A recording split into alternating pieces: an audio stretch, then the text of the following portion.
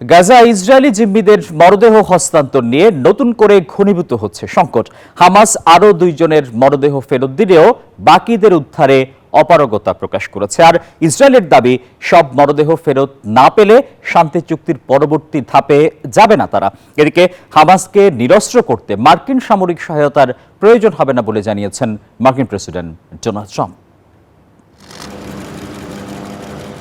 মার্কিন মধ্যস্থতায় হওয়া চুক্তির আওতায় আরও 2 জন ইসরায়েলি জিম্মির মরদেহ হস্তান্তর করল হামাস।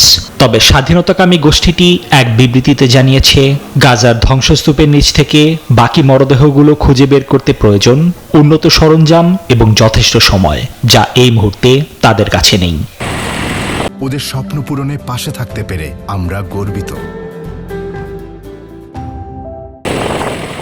হামাসের এই বক্তব্যে যুদ্ধবিরতির ভবিষ্যৎ নিয়ে তৈরি হয়েছে ঘোর অনিশ্চয়তা।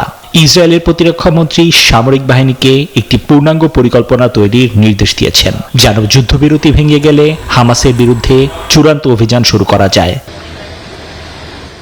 তেল আবিব সাফ জানিয়ে দিয়েছে, চুক্তির আওতায় থাকা 28 জন মৃত জিম্মির সবাইকে ফেরত না পাওয়া পর্যন্ত শান্তি আলোচনার পরবর্তী ধাপে এগোনো হবে না। ইসরায়েলের প্রধানমন্ত্রীর কার্যালয় জানিয়েছে, রেড ক্রসের মাধ্যমে মরদেহগুলো গ্রহণ করে শুরু হয়েছে শনাক্তকরণের কাজ।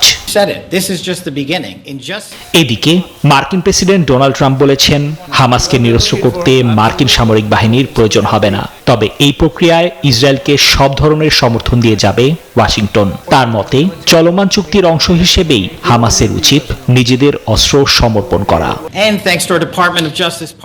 নিবির আমিন, নিউজ 24।